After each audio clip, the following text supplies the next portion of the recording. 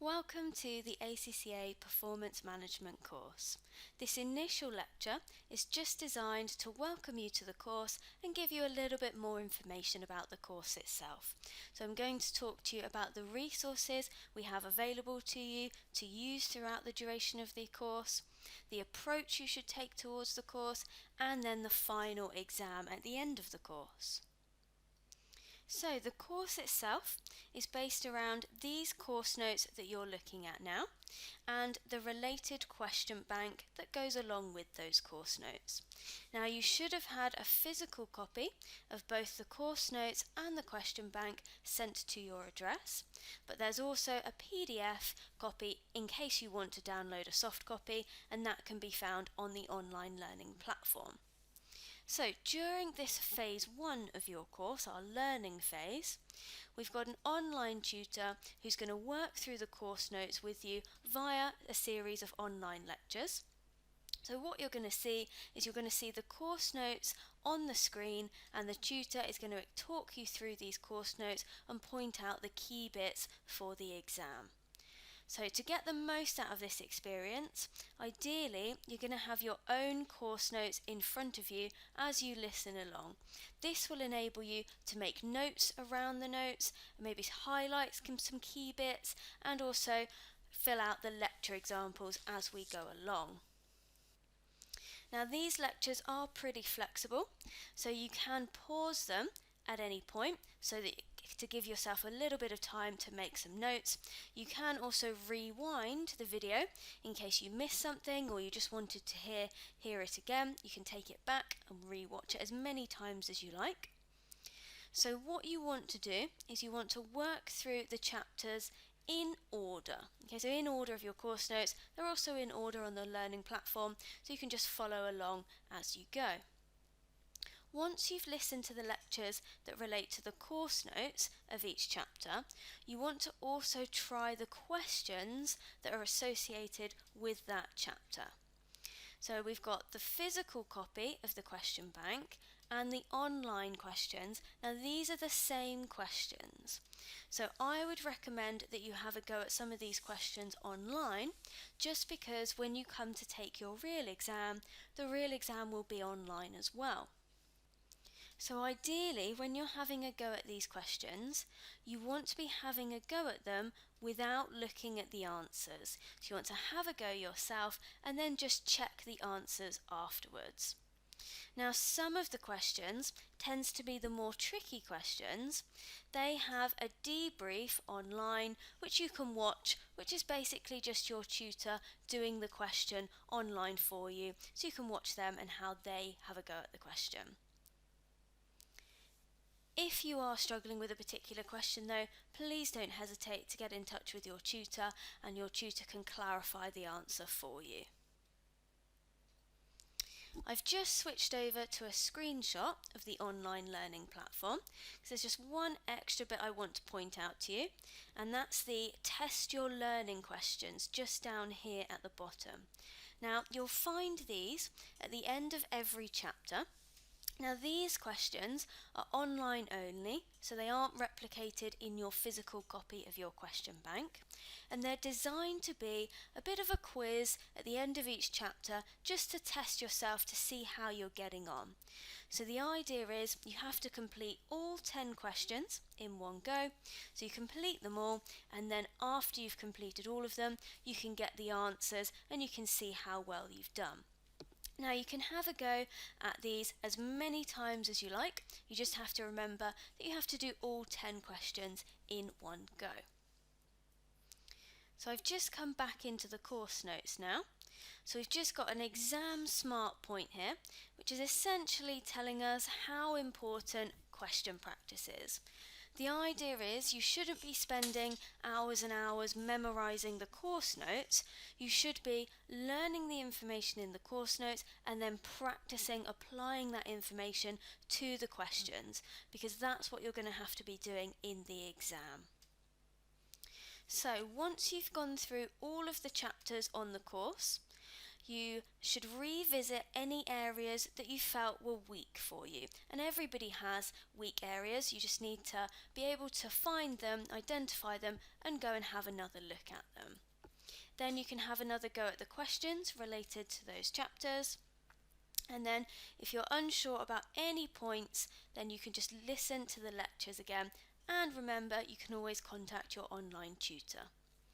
Once you're happy with the material and you're happy with how your question practice is going, there's a course exam for you to have a go at. So this is basically a mock exam. So it's going to be in the same format as the real exam. And the idea is you should have a go at this with a closed book and to time.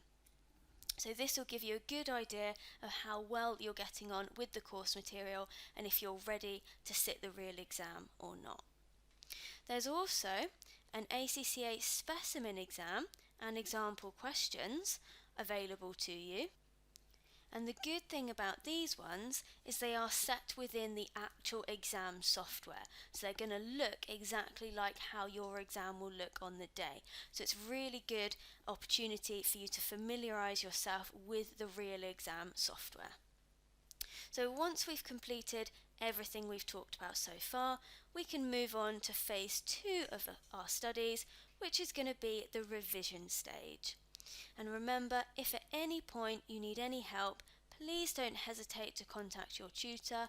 We'll be more than happy to help you with any queries that you may have. So the next thing I want to talk about is the actual exam itself. Now your exam is going to be a computer-based exam. There's going to be 3 hours for your exam, and you'll have an additional 10 minutes at the start of the exam just to familiarise yourself with the exam instructions. But the main time is the 3 hours for the actual exam that we're interested in. So these 3 hours are 180 minutes. And we have 180 minutes to complete an exam worth 100 marks. So if we take that 180 minutes and divide it by those 100 marks, that tells us we have 1.8 minutes per mark. So keeping an eye on the clock in this exam is vital because this is quite a time-pressured exam. We don't want to overrun in one area of the exam to the detriment of another area. So in our exam we have 3 sections. Now all of the questions in all of the sections are compulsory. So our exam is in 3 parts and all of the questions in all of the parts are compulsory. So section A of our exam makes up 30%, and in this section we've got 15 multiple choice questions, and each of these are worth 2 marks each. Then in section B, again it's made up of 30% of the exam, and there are going to be 3 scenario questions. So each scenario will have 5 multiple choice questions on that scenario, and each of these 5 questions will be 2 marks each. So there'll be 3 of those scenarios. So each one of those scenarios will be worth 10 marks in total. Then finally, we have section C of the exam. So that's worth 40% of the entire exam, and we've got 2 20-mark questions. So these are our long form questions. So there'll be a bit more of a chunky scenario here, and then there'll be a few requirements for us to answer on that scenario that will add up to the 20 marks. So section A and B, these questions can cover any area of the syllabus, whereas section C will come from our decision-making techniques, budgeting and control, and or performance measurement and control. So basically, the costing element of the syllabus that we're going to look at first isn't included in section C. Now, all of the subject areas could be examined in either a public sector or a private sector context. So we just need to be prepared to deal with either of those. and we are also given a formula sheet during the exam which we can use to help us answer the questions. So, in order to be successful in this exam, we've got to first of all make sure we are well prepared. So how we can do that is we can work through the course notes, answering the questions as we go along and having a go at the mock exams. So question practice is really important for this exam. The more questions you practice, the better prepared you will be for the exam. You also want to factor in timing to your question practice. So we said you get 1.8 minutes per mark. So if you're having a go at a 2-mark question, you need to be giving yourself 3.6 minutes to have a go at that 2-mark question. Or if you're attempting a section C question, so one of the 20-mark questions, you need to be giving yourself 36 minutes to have a go at this question. And then once you get to that 36 minute, you need to stop and move on to something else. So get yourself used to working in these timed conditions. Once you've had a go at questions, you then need to have a go at marking your answer and seeing how well you got on. So as I've already mentioned, time management is very key. So we've got to keep an eye on the time, and during the exam we've got to make sure we keep an eye on the clock and also in our question practice. Then we have to make sure we read the requirements of the question very carefully. For example, misreading the word do for do not completely changes the whole aspect of the question. So we've got to make sure we're reading those questions really carefully throughout our question practice and in the real exam itself. What we've also got here in the course notes is a couple of useful links for you. The first one here is we've got a link to the syllabus for this course, so feel free to have a look at that. And also what is quite useful for you is we've got a link to some technical articles here. So what these are a collection of articles written by members of the examining team or senior tutors, and they go into a bit more detail on some of the topics covered in the performance management syllabus. So if you find there's a particular topic that's of a particular interest to you, or perhaps there's one that you want to know a bit more detail on, or perhaps you're struggling with a particular topic, have a look to see if there's a technical article on that topic, because it will just help give you a bit more of a background and a bit more detailed knowledge of that particular topic. I've just switched over to a screen showing the study planner, which you should also find in your course resource pack. This study planner can be used to help you keep track of your studies to see how much you've completed and how much you've got left to complete. So I've just moved forward to the study planner itself. And what you will find here is a guide to how long you should spend on each subject. Now it is just a guide because every student is different, and there will be some topics that you find easier than others, and there'll be some topics that you want to spend a bit more time on than others, and that's absolutely fine. So just use this as a starting point. You absolutely don't have to stick to this 100%.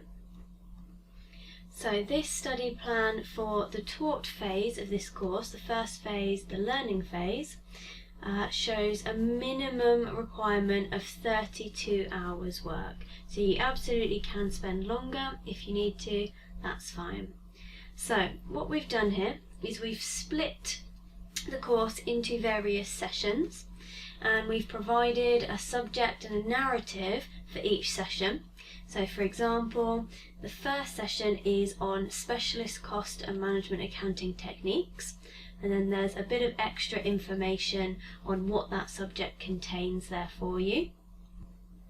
We've also got a guide of how much time you should spend on the notes and the questions. And then we've also got the question numbers that relate to this particular session in the question bank. And then finally, on the end there, we've got a section for you to tick off the session once you've completed, so you can keep track of how your studies are going. So the idea is you should follow the study planner all the way through the course, and then you'll be in a good position to attempt your course exam at the end of the course, which will set you up for your revision stage and then eventually your real exam. Well, I hope you enjoy this performance management course, and I wish you the best of luck in your studies and your exam.